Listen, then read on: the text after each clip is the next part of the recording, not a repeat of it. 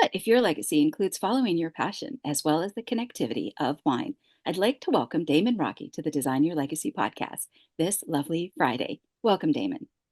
Thank you for having me. It's great to be here. It is my pleasure. And you're joining us today from Atlanta? Atlanta, Georgia. Yeah, I think they've also called that Hotlanta.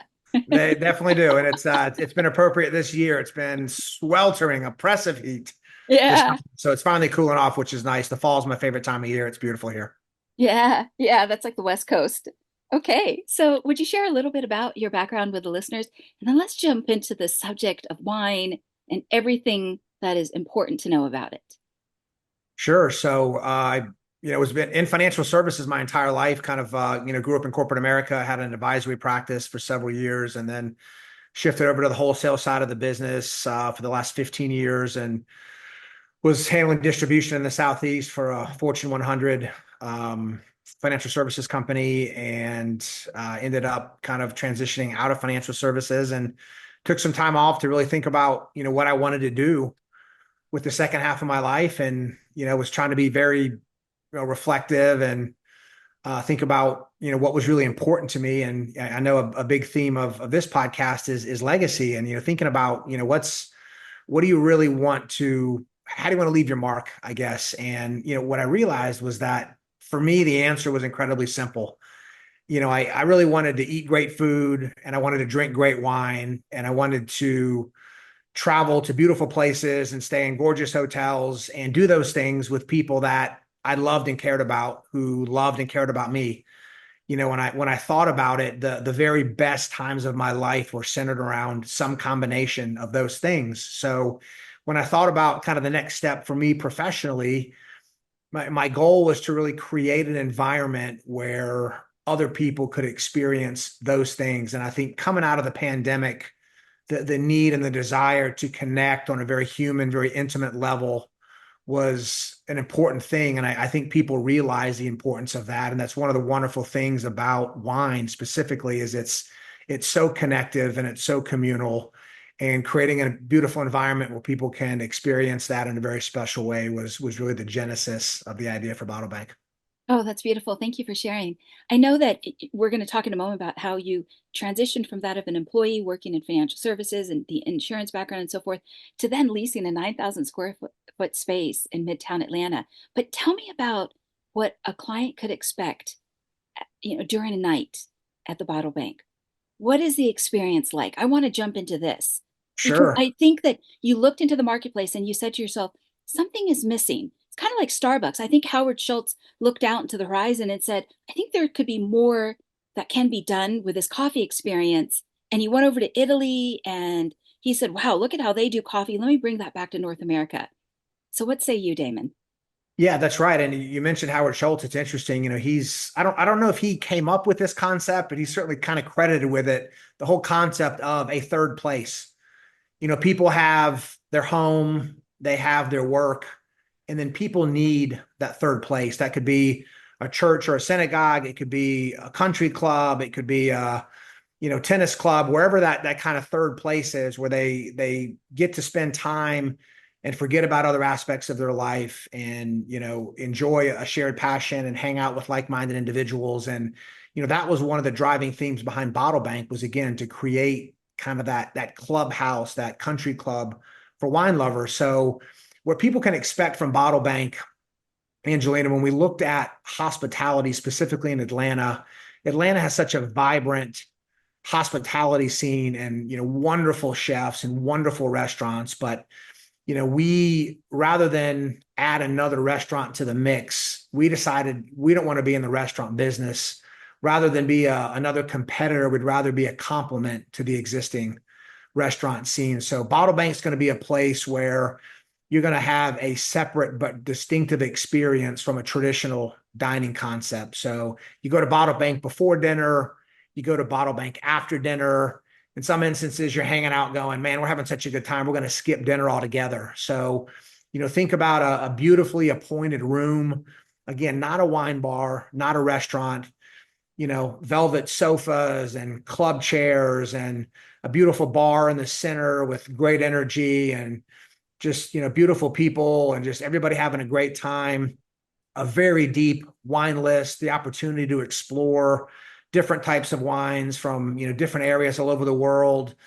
Think about the things that really enhance the wine drinking experience, a very deep cheese list and charcuterie and chocolates and desserts, and again a wonderful place to experience. And then having access to a private chef for private dining experiences. So if you have these special bottles that you've been saving for several years for a birthday or an anniversary, the ability to sit down with our team and put together a 6-course custom tasting menu to pair specifically with your wines. We'll have a private wine vault where members can store their wine on premise and then drink it in the lounge, and wine dinners and wine tastings and cooking classes, and just really everything that people love when it comes to culinary and wine, and just a fun, laid back, high energy environment where people can just discover new things and make some great memories. Yes. So before we talk about the Rothschild box of wine Yes. that was delivered, I just want to read something for the listeners and or the viewers straight from your website. It said it reads Atlanta's new playground for wine lovers. Bottle Bank isn't your traditional wine bar. We're much more ambitious in nature. Bottle Bank's unique 9,000 square foot location in Midtown Atlanta includes an experiential tasting lounge, private event spaces, and membership-based private wine cellaring, creating the premier destination for wine enthusiasts in the Atlanta area. And I think what you're speaking to is this idea of not just really enjoying life, but creating memories and having that space, like we talked about in our preamble this afternoon, that people are going so fast in today's economy that they need to slow down. They need to just open up a bottle of wine with their friends, their business associates, and realize that life is more than our cell phones and having the attention span of a goldfish. So important.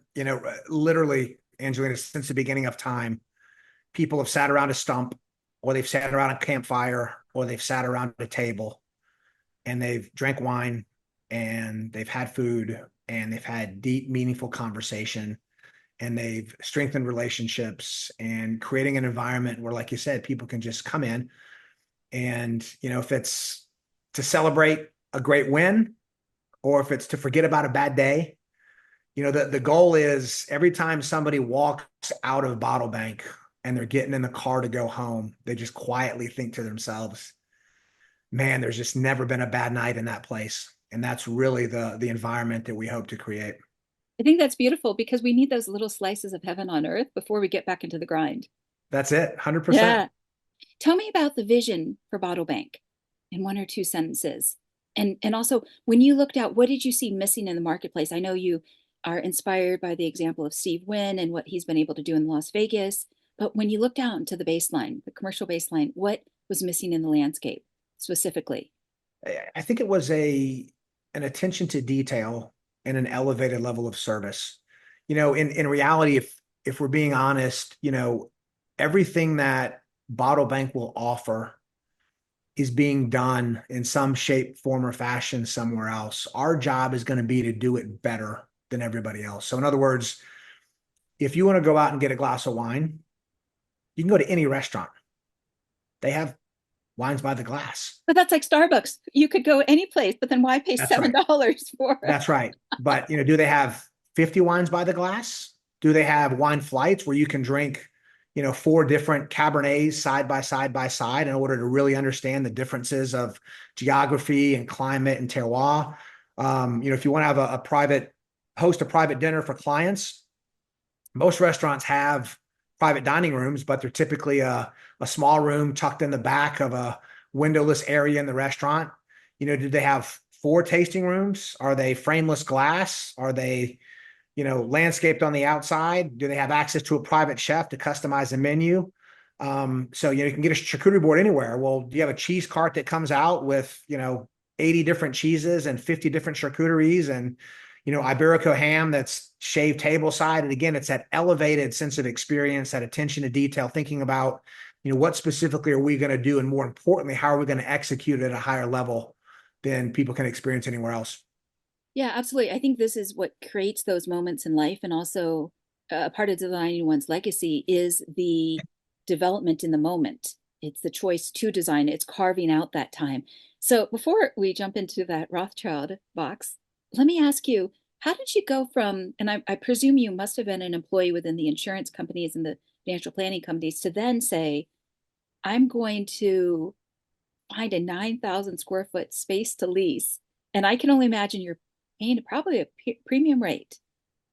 I'm thinking you probably had connections, but I'm just curious about that aspect. Like Robert Kiyosaki talks about the cash flow quadrant, and some people have that ability to jump from one side to the other side. But it's you don't get to turn it off at 5 o'clock.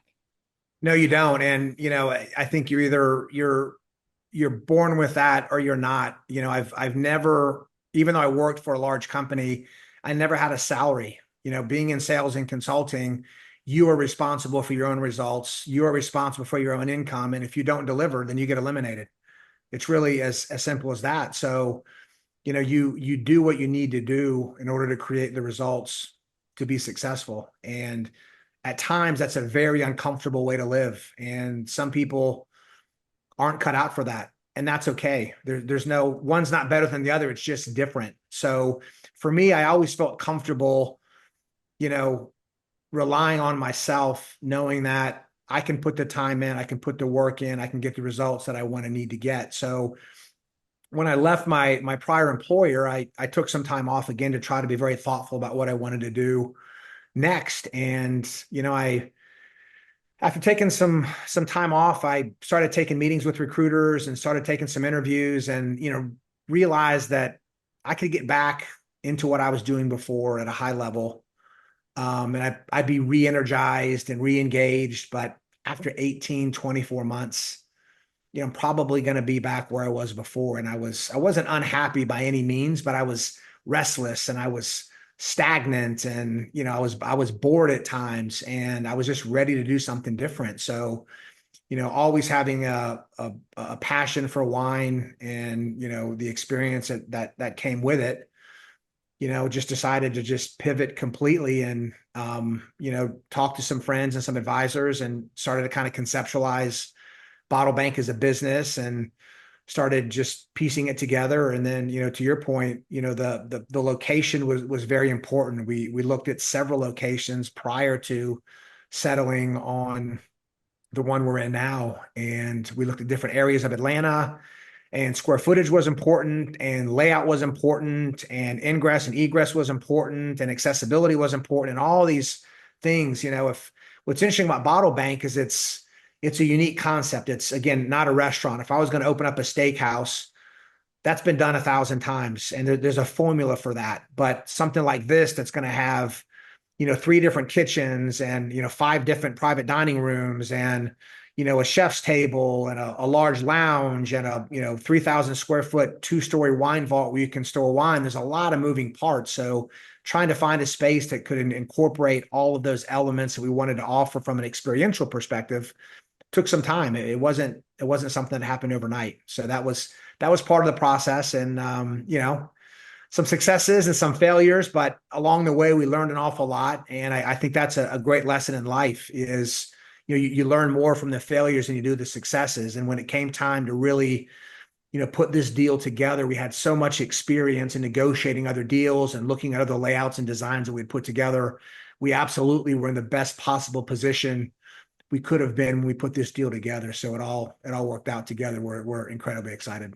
Oh, that's wonderful. And I imagine that you probably have that vision simmering in your mind for at least a few years, in addition to industry contacts. Correct. Yeah. And I Correct. also had this idea. There's this movie with George Clooney. I can't think of the name of it, but he had to fly to all of these places and he had all these miles on his Up in the air, I think it was up in called. the air. So I Yeah. had this idea that probably you were working in insurance in the financial industry before and you were probably traveling via flights and hotels and you're like, is this it? Because it feels so cookie cutter sometimes, At times it does, and it's right? funny. Yeah, absolutely. It's funny. I at times would reflect on where I was professionally, and as I said, there were times where I was restless and I was bored and I was stagnant. But the conclusion that I kind of came to after a lot of self reflection was, why do people really work? What is the point of doing that? And the answer that I came to was that people really work for three reasons. If you really boil it down, one, they work to pay their bills. Two, if they're smart, they work to save money for the future. And three, they work to support a great lifestyle, whatever that means to them. Again, no right or wrong answer. When I looked at my own life, I was doing all three of those things. So I was winning at the game of life. And so I always came back to, could I do more? Am I living up to my potential? Am I challenged the way I want to be? At times, yes, but at other times, no. But when I looked at my situation holistically, I was winning at the game of life, and the ends justified the means. So, when COVID came, our company went through a big restructuring in terms of their distribution, and territories were eliminated and consolidated. And I ended up, not having a seat at the table. And that forced me to really decide, okay, now what do you want to do? And if I'm being honest, I think it forced me to make a decision that I probably didn't have the courage to make myself, because I was too comfortable. And, sometimes life chooses for you and it makes you uncomfortable. And that's how we really stretch and how we grow and how we ultimately live up to our potential. So looking back on it, I was grateful for that moment of, uncertainty, and that moment where I wasn't clear on the next step, and it forces you to really take inventory. So it's a wonderful process to go through. Looking Sure. back on it, sometimes not as you're going through it, but in the Yeah. big Well, scheme I of think things. it's that carpe diem. Is it time to jump off the diving board? That's right. That's right. How So, deep's the water? How high is the board? What's right, the right. temperature? All those things factor into it for Yeah, sure. sometimes the risks are calculated, and other times you just get pushed off the board. That's exactly right. And sometimes that's what you need. You need that push. Otherwise, you're going to stand at that board and Yeah. wonder Stay wonder what the water feels like. Yeah, and stay comfortable. So let me pivot for a moment and speak to you about Chateau Mouton Rothschild. And did I butcher the pronunciation? No, that's actually pretty good. Yeah, pretty Okay. good. Maybe I should try So that with a southern drawl. yeah, that is so there's an area, you probably heard of Bordeaux. That is Okay. an area in France that grows wonderful wine. There's five varietals that are allowed to be grown in Bordeaux, and Chateau Mouton specifically is back in 1855, if I remember correctly. The French government came in and basically regulated the wine industry, and they came up with classifications. And it's a classification system of 1855. And they came up with five what they call first growth Bordeaux's. And these are the very best Bordeaux offerings in the world. And Chateau Mouton is one of those five. So, highly allocated wine, some of the best Cabernet in the world, highly sought after, does incredibly well at auction. And one of the most fascinating things about Chateau Mouton is, if you think about most wines, the label is the same every year. It's almost a branding exercise. And what's interesting about Chateau Mouton is back in 1940s, um, the owner, Baron Philippe Mouton, if I'm getting that right, commissioned an artist to do a commemorative label for the wine.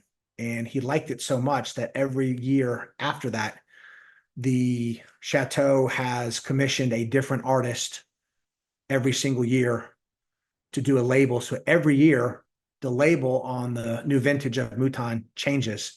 And Picasso's done labels, and Salvador Dali's done labels, and based on the labels and the artist, some vintages become more collectible than others at auction, regardless of how good the wine is. So it's kind of an interesting thing that they accidentally came upon from a legacy, from a marketing perspective. So kind of a neat little story there. Yeah. Do you just call them up and say, I'd like to order a box? So that wine is typically allocated. So in other words, there's an allocation list. So people are on that list, and Oh, you can oh, find it in, you can find it in wine stores. You can find it on restaurant lists. So it's difficult to get, but not impossible. It's just, expensive. interesting. Yeah. So on a cold night by a fire, what's the best choice for a bottle of wine? What I would say, it depends who you're with, whatever your date likes. Okay. Okay. No, I think it's, please go yeah. ahead. No, I was going to say that's a wonderful thing about wine. I think if someone that really enjoys wine, I think most wine people would tell you that your palate grows and it changes and it ebbs and it flows. So there's times where you're really into Pinot Noir, and then there's times that you're really into Cabernet, and then there's times that you're really into Rioja from Spain. And then there's in the summer months, it's hot and humid. So you're drinking, crisp, acid driven white wines. And so that's a great thing about wine, depending on who you're with and the circumstances and the mood and the environment and all those things really, really factor in. But if it's a cold night by the fire, I am probably going to, Cabernet is always a safe bet. So Okay. that's probably the easy answer, I would say. I think that's a great answer. I think a part of the conversation today is, I think, inviting people to better understand wine.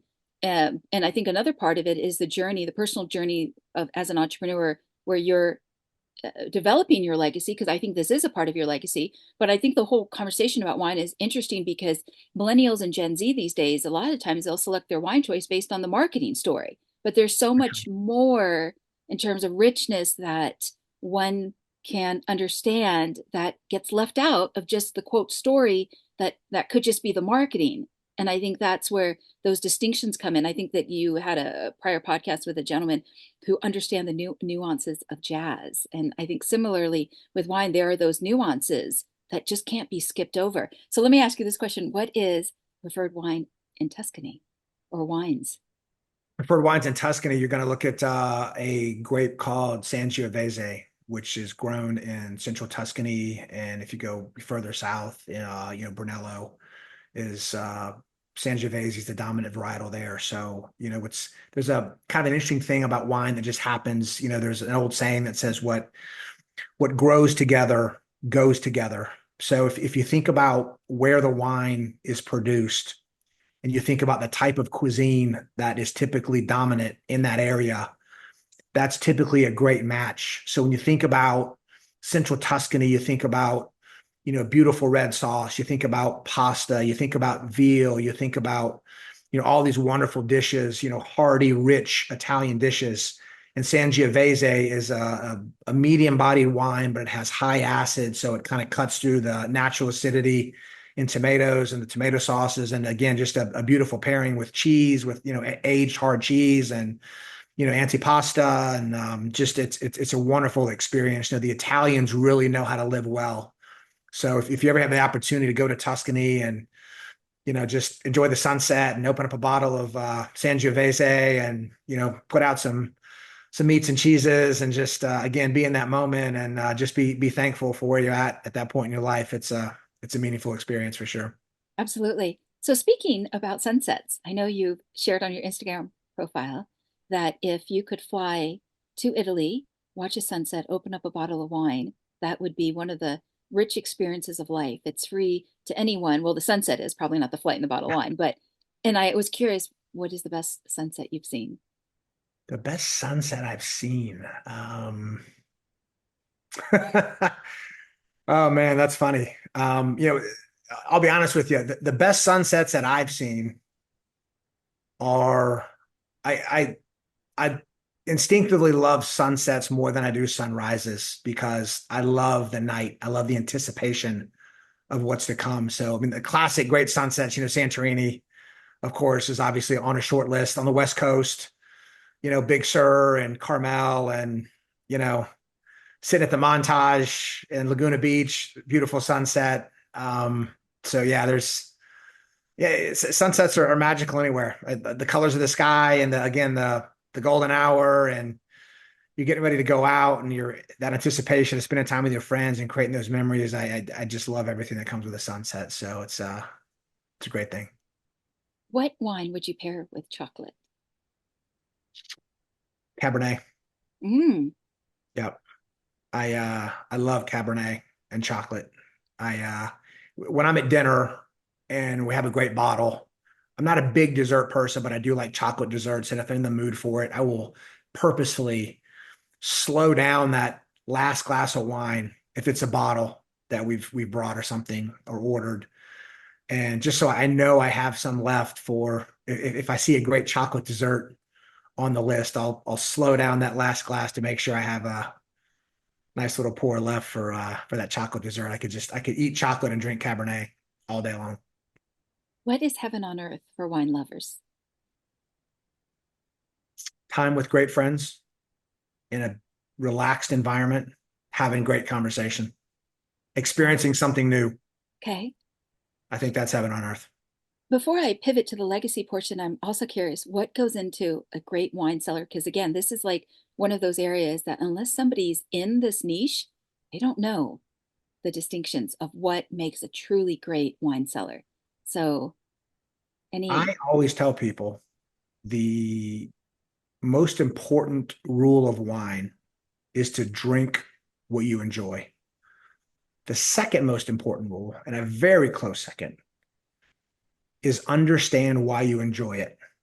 Because once you understand your own palate and you understand why you like, Sangiovese versus Cabernet versus Pinot Noir, there are other varietals out there that have similar tasting profiles.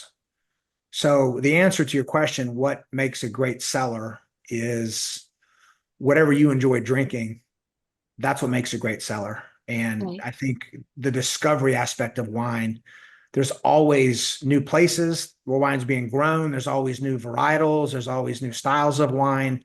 And that's one of the things that I love about it. One of the things we hope to bring to Bottle Bank is that educational component, the ability to really, show people, educate people and, help people understand, what they like and why they like it, because then they can go explore and discover new things. So I think once you understand those things, creating a cellar that really, checks all of your own boxes on a personal level, that's what really gets fun, and discovering something new and then, bringing that into the mix and just kind of going from there, if that makes sense.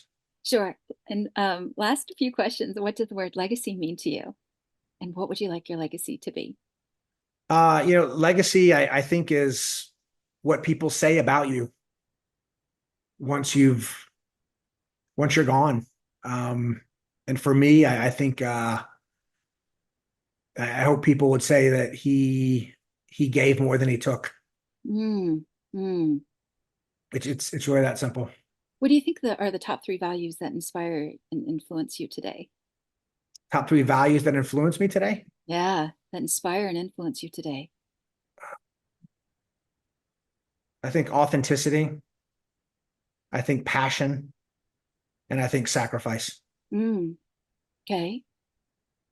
I know the Rothschilds have an amazing hardcover coffee table book about their wine business. So my question for you is, for your legacy hardcover coffee table book, let's say you were to set aside a weekend or two the next year to design it, what images and words, stories, life lessons would fill its pages? So on my iPhone, I have a folder that is labeled friends, and it is full of images of pictures that have been taken over, at this point, I don't even know, Angelina, 10, 12 years, however long I've been collecting these photos.